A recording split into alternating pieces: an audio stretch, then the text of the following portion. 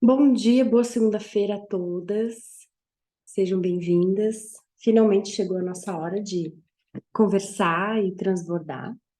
Antes da gente começar a conversar, vamos fazer uma oração. Márcia, tu faz a oração? Tu tá no mudo, hein?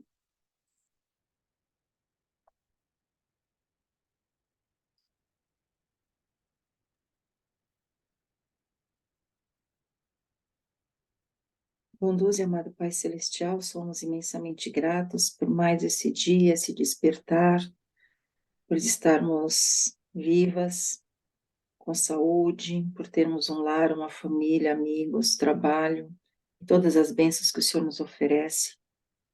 Que essa nova semana comece com alegria, com disposição, com fé e que a gente possa sentir o Seu verdadeiro amor por nós em cada momento. E que a gente possa reconhecer os Teus milagres, a Tua mão, o teu amor, a tua dedicação. Que nós tenhamos uma reunião leve, que a gente possa compreender e possamos aplicar em nossas vidas. Abençoe a vida de cada pessoa aqui presente que vai assistir essas aulas e que nada nos falte. E é isso que te pedimos e agradecemos em nome de Jesus Cristo. Amém. Amém. Obrigada, Márcia. Vou colocar. Muito bem.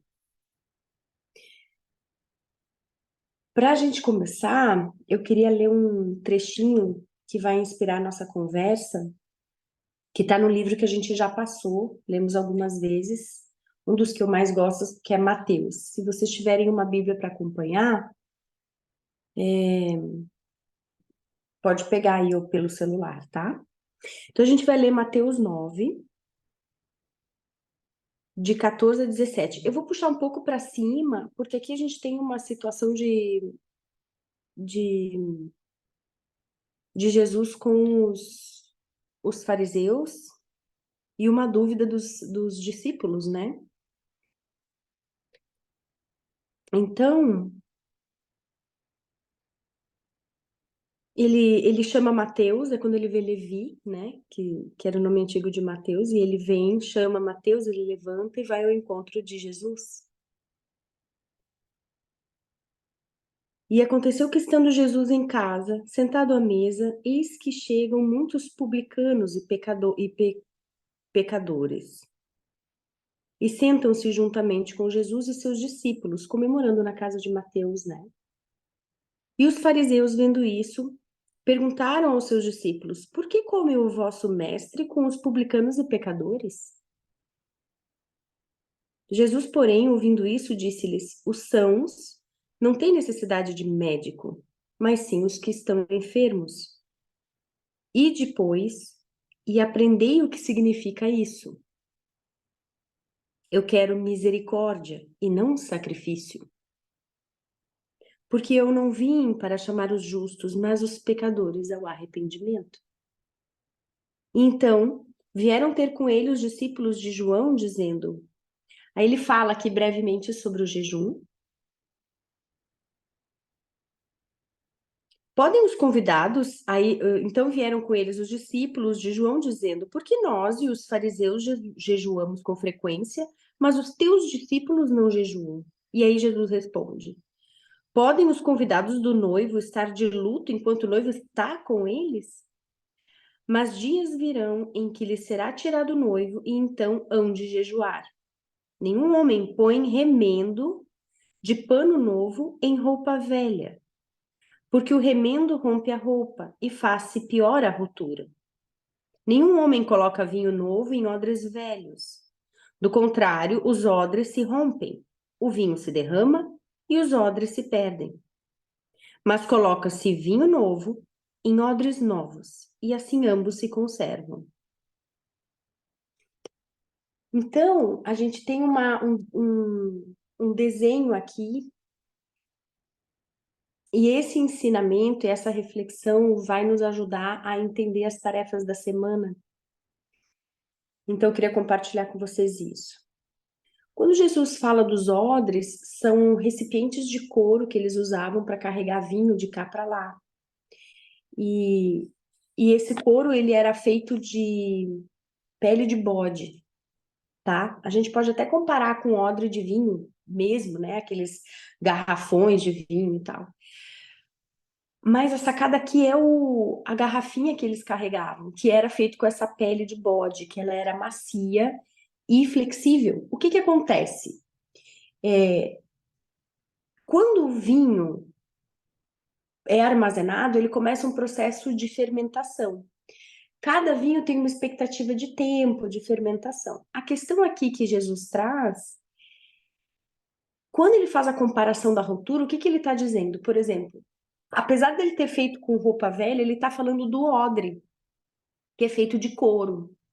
E que quando novo, ele é flexível, porque ele precisa expandir com o vinho, certo? O vinho fermenta e o odre vai expandindo junto com o vinho. Ambos são novos e conseguem então ter essa flexibilidade. Quando o odre é mais antigo, ele não tem a mesma flexibilidade. Então, se você vai colocar um vinho novo, tentar colocar o vinho novo no vinho antigo, no odre antigo, ele vai romper. E aí, a sutura, o remendo, ou seja, ainda quando tentando administrar um vinho novo num odre antigo vai fazer remendo, ele vai arrebentar.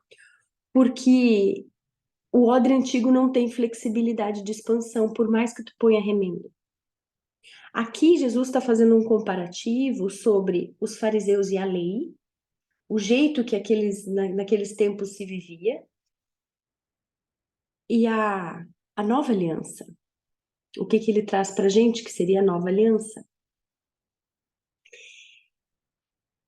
O chamado aqui de Jesus é nos dizer que para viver essa vida nova que ele traz, as boas novas, para poder viver o reino, a gente precisa, como a gente é transformado numa pessoa nova, a gente precisa de uma roupagem toda nova.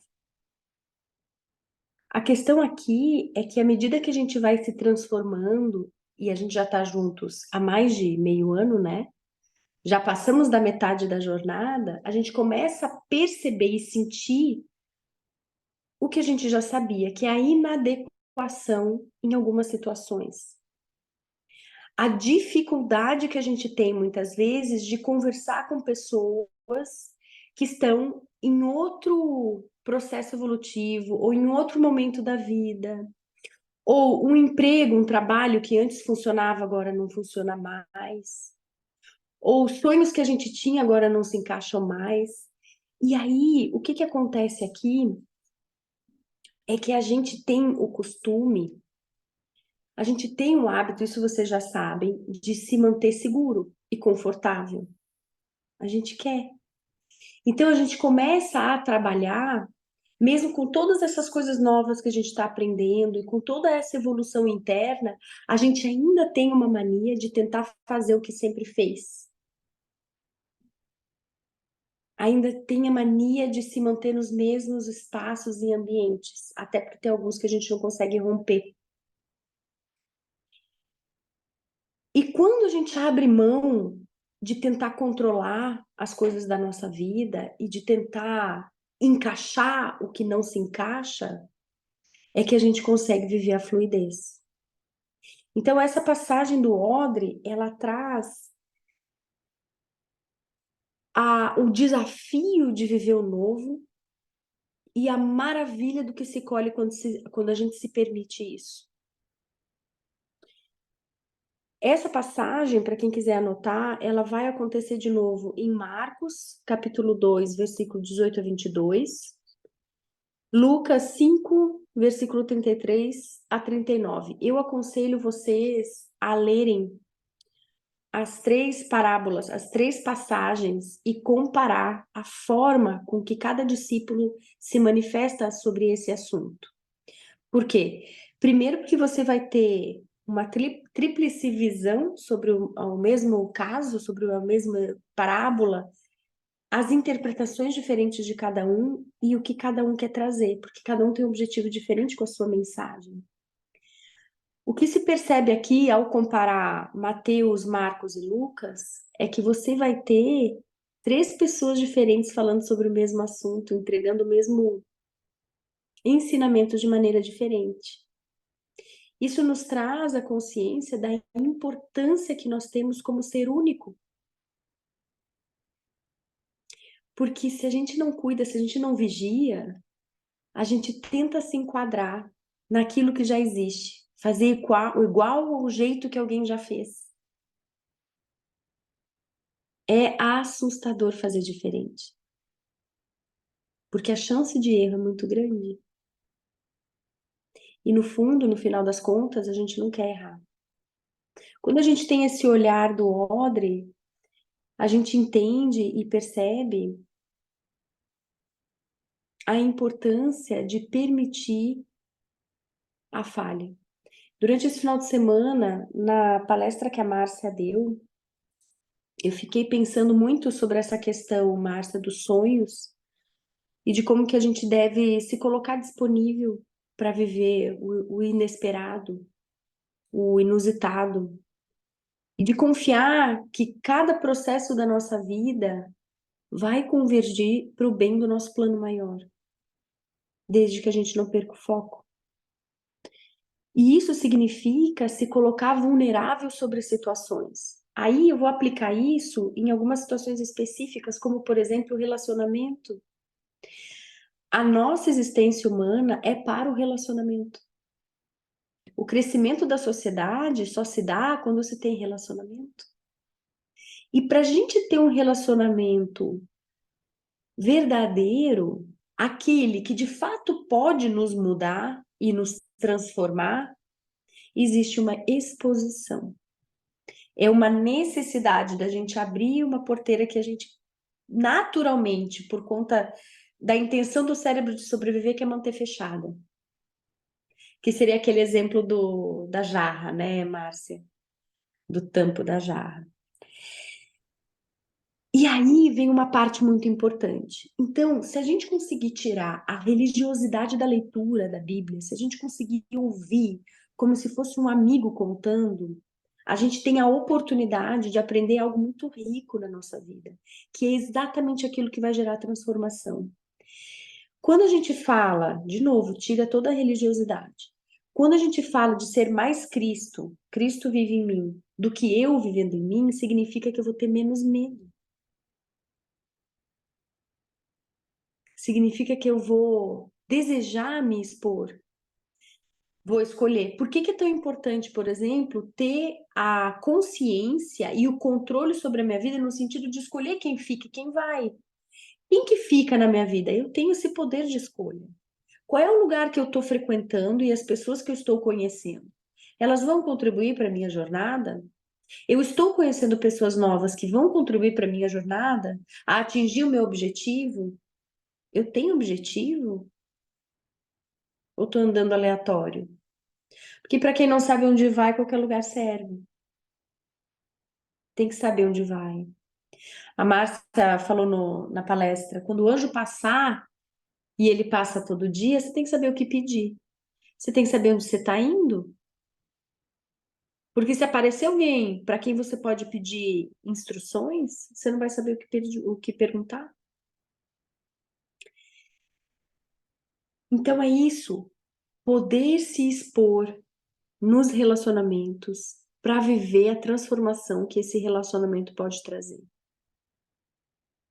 E aí, quando a gente começa a se vestir dessa coragem cristã, que é o que eu gosto, porque eu mesma não sou corajosa, mas se eu sinto que existe um chamado, uma função para eu desempenhar, eu vou desempenhar, porque eu não quero chatear o meu pai.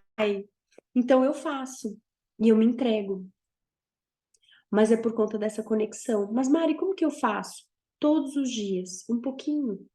Olhar para isso, aumentar a percepção, estar disponível para atender, para ouvir, para fazer. Estar disponível para viver o extraordinário. Acredite, me dei conta durante a palestra que eu própria, dependendo do sonho, se ele for muito grande, eu tenho medo. Por isso que as coisas na nossa vida acontecem devagar. Vamos voltar para o odre. Então, quando Jesus fala, aqui ele está falando com os fariseus da lei. E aí eu quero trazer, como a gente falou do relacionamento e de como a gente tem que se pôr vulnerável, a gente precisa se expor para poder ter um relacionamento genuíno, verdadeiro e transformacional. Gostou dessa, Márcia? Eu vou ler uma parte aqui rapidinho de novo, tá até grifado para mim. Aprender isso, quando Jesus fala, ei, presta atenção. Tem código pesado aqui. Eu quero misericórdia e não sacrifício. Vamos falar rapidinho sobre essas duas palavras. Sacrifício, vamos dizer, eu vou pôr na primeira pessoa. Ele não quer que eu sofra. Ele não quer que eu me mate. Ele não quer que eu me puna. Ele quer misericórdia. Quando a gente fala de sacrifício e misericórdia, apesar das duas coisas poderem ser feitas comigo e para com o outro, o cérebro fisga o significado, o primeiro significado que o cérebro decide é misericórdia com o outro, sacrifício é consigo. Quando a gente entende de misericórdia, a gente vive a abundância, o transbordo. Misericórdia é excesso. Há tanto amor em mim que não sobra, não consigo reter. Sacrifício é falta. Sacrifício você faz no pagamento de dívida. Entende a diferença? Misericórdia é amor, transbordo, é excesso. Eu quero dar aquilo que está sobrando. O sacrifício é dar o pouco que se tem e não se quer dar.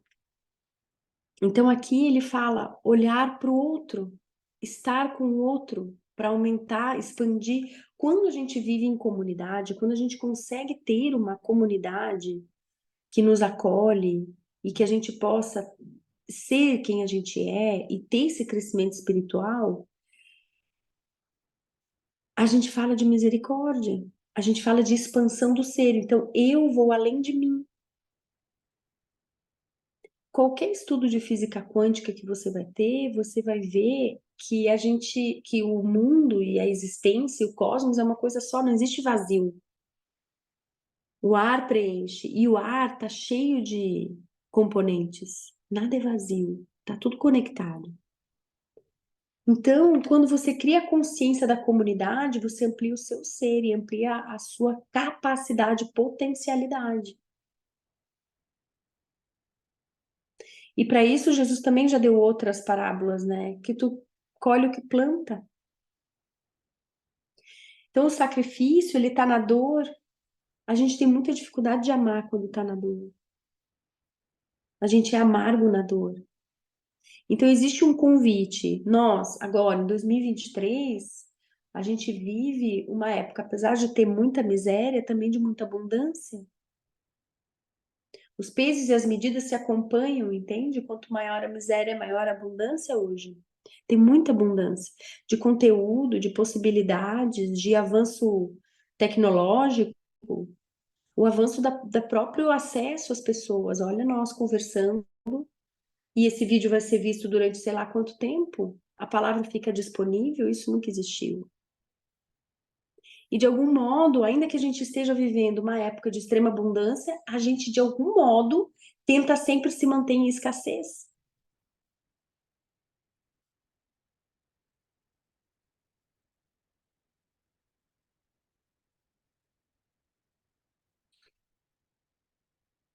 Então, é misericórdia, é a doação, é o transbordo, não o sacrifício. Quando Jesus vem, que eu falei que a gente está em 2023, Jesus já pagou toda a conta. Tudo que a gente poderia estar devendo já está resolvido. É para que a gente tenha a possibilidade de zerar o placar. Não só nosso, mas do outro. Difícil, né?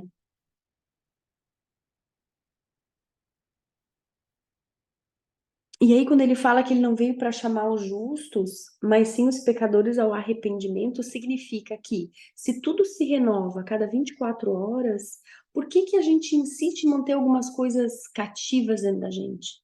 Uma mágoa cativa dentro da gente, o medo de se entregar e se relacionar cativo dentro da gente.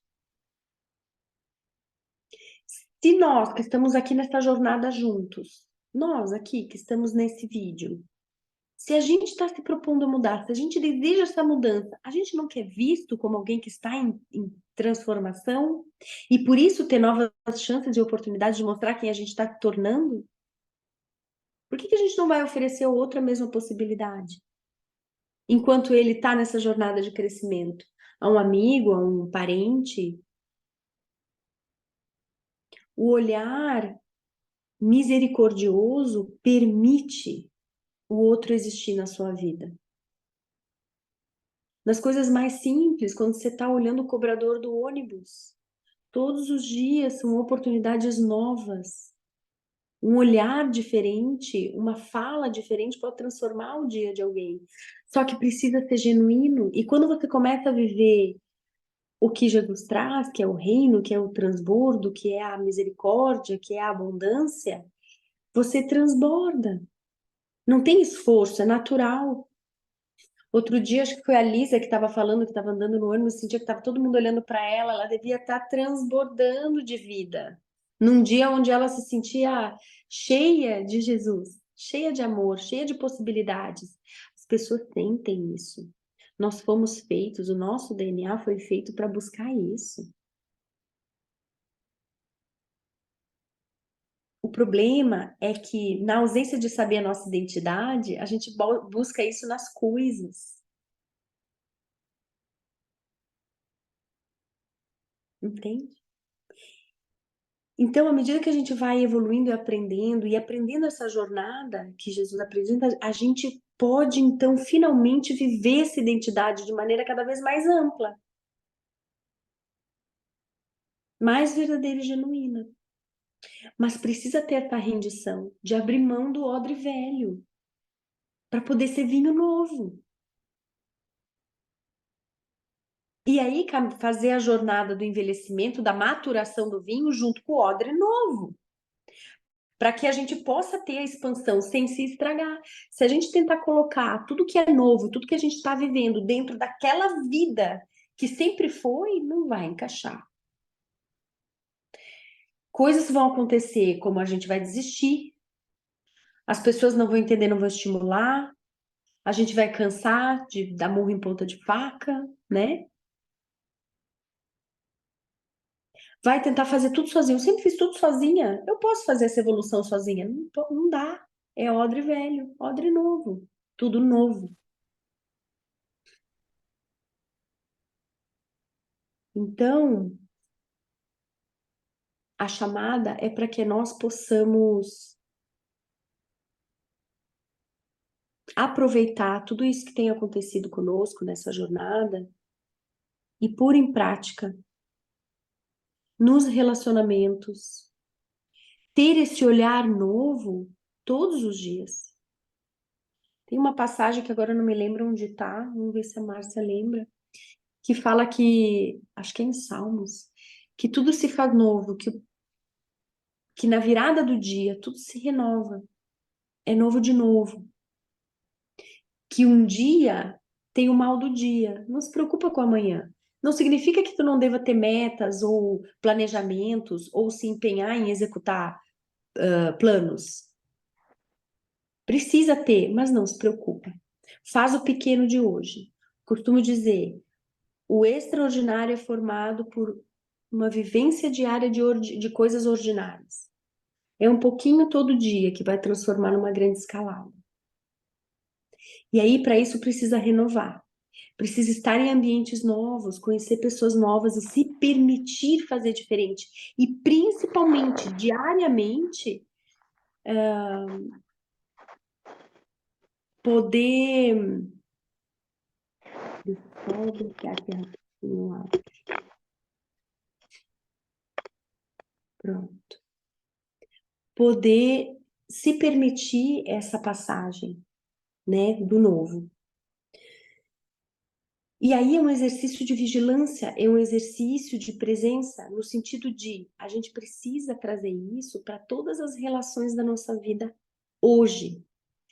Quem hoje está conosco na jornada, sendo do nosso relacionamento antigo ou do novo, precisa passar por essa nova visão. Se você não se rompeu com alguém, se o relacionamento ainda existe, ele precisa ter esse olhar renovado.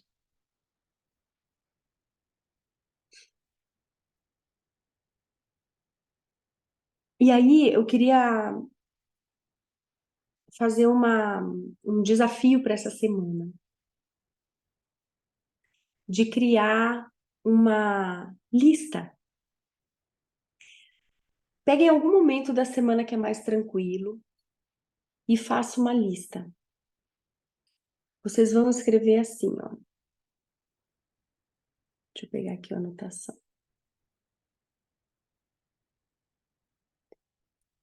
Um objetivo. Tanto faz se vai ser um prazo curto ou um prazo longo. Vocês vão focar algumas áreas da vida de vocês. Um desafio específico e vocês vão estipular um prazo. Cuidado com estipulação de prazo, não precisa pirar, não precisa ser para amanhã, mas para vocês terem foco e saberem que tem um processo a seguir. Vou dizer, ó, saúde, algum avanço, alguma coisa nova no setor da saúde de vocês. Executar algo que tenha reflexo na saúde de vocês. Um objetivo na área espiritual. Pode ser, ó, até o final do ano quero tal coisa, ou até o final da semana quero tal coisa. Não importa o tamanho do desafio, mas tenham consciência do que vocês querem atingir, tá? Terceira área, intrapessoal. Para vocês, dentro de vocês. Ah, que eu quero conseguir ser mais gentil comigo. Não vou mais falar nada negativo sobre mim. Vou fazer afirmações positivas toda manhã. Lá no meu Instagram tem um post, acho que eu mandei essa semana, falando sobre afirmação. Para fazer a afirmação para você olhando no espelho. Aprendi com uma mentora amiga minha e é transformador. Quarto setor, interpessoal, eu com o outro. O que eu posso hoje já aplicar na minha vida que vai reverberar na conquista de um objetivo em relação às minhas relações interpessoais? Eu com o outro. Quinto, financeiro. Nossa, vou parar de tomar cafezinho. Essa semana não vou na padaria. Ou até o final do ano eu vou conseguir guardar. Entende? Escolhe algum objetivo para vocês saberem para onde vocês estão indo. Relacionamento. Muito importante. Meu coração essa semana queima sobre a questão do relacionamento. De amizade, familiar, amoroso. Olhem para os seus relacionamentos essa semana. Mas olhem de dentro para fora, ou seja, quem eu sou e quem eu quero ser e como que eu vou reagir às pessoas que estão à minha volta. Seja novo de novo com as pessoas dos seus relacionamentos. Então faz um objetivo em relação a isso. Quanto menor o objetivo, menos ambicioso, melhor nesse momento para você ter o sentimento mais rápido de completude e de premiação. A gente já falou sobre isso, de comemorar os pequenos resultados, anotar os avanços que vocês fazem. Isso é muito importante para não desanimar. E por último, desenvolvimento profissional. O que eu posso fazer, profissionalmente falando, para eu ter um upgrade? Grande ou pequeno, tanto faz. Certo? Olhem para isso. Aí eu queria dar as tarefas porque eu quero fazer um spoiler.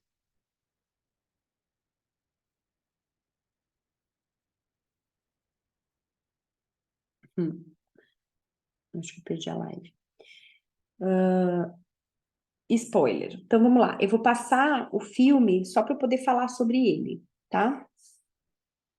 O filme dessa semana é Gênio Indomável. O que eu quero que vocês reparem nesse filme? Entre outras coisas que vocês vão perceber,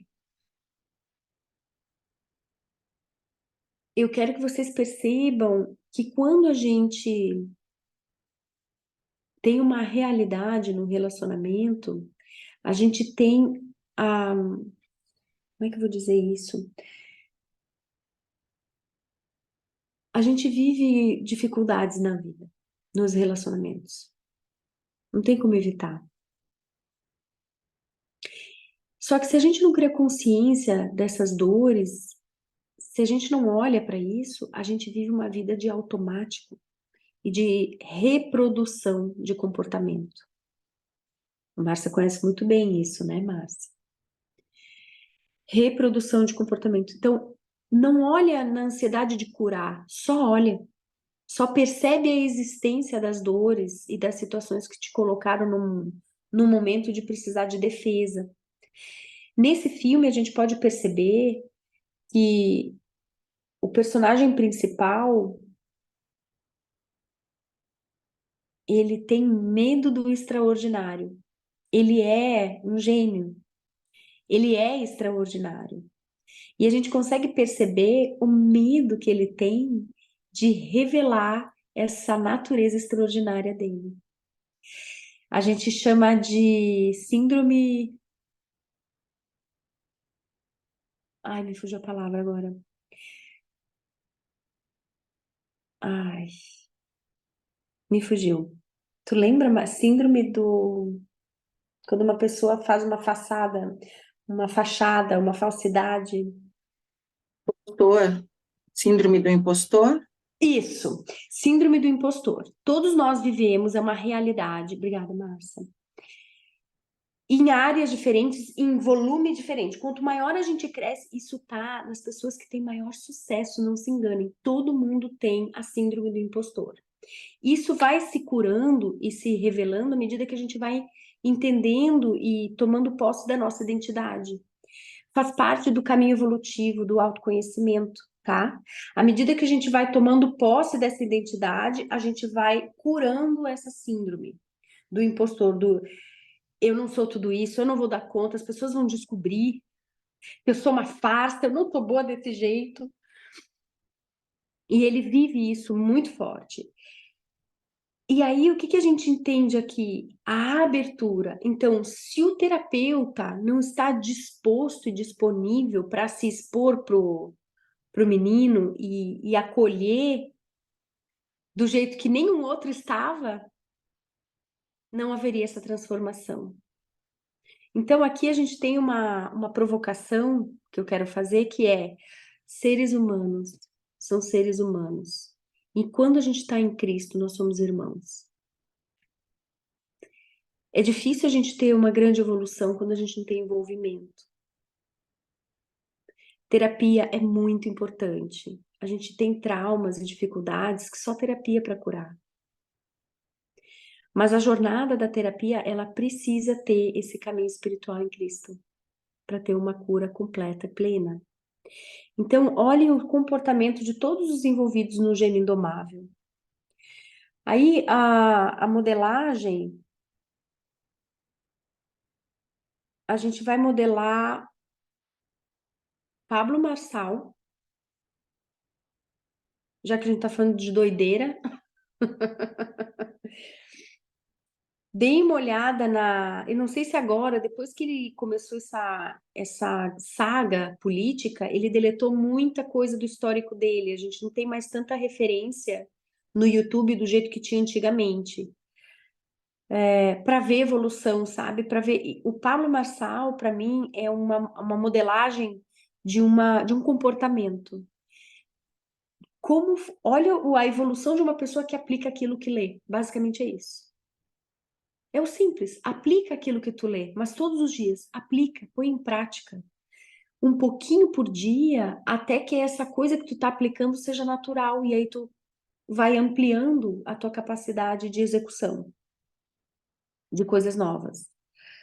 Aí, como a gente está falando de odre velho e odre novo, eu quero que vocês vejam Mateus. A gente já leu Mateus, mas eu quero que vocês destrinchem o capítulo 5, 6 e 7. O capítulo 5, 6 e 7 é o Sermão do Monte. Basicamente, a gente tem aqui toda a receita de bolo de Jesus.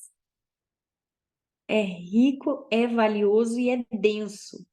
Então, eu vou fazer esse recorte de Mateus, que a gente já leu esse livro, no 5, 6 e 7, porque isso aqui é o vinho novo.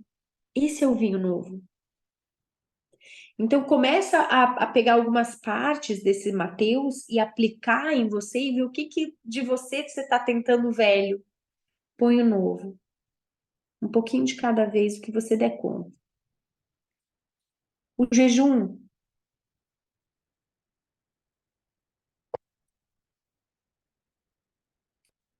Um dia da semana, você vai fazer um dia de líquidos naturais. Tudo líquido, pode ser chá, sucos, água. Um dia. Se você tiver alguma restrição médica, obedece à restrição médica, mas implementa o líquido. Mas não solto e aleatório. Esse um dia de coisas líquidas pode até ser sopa, tá? Sopa é líquido, vale.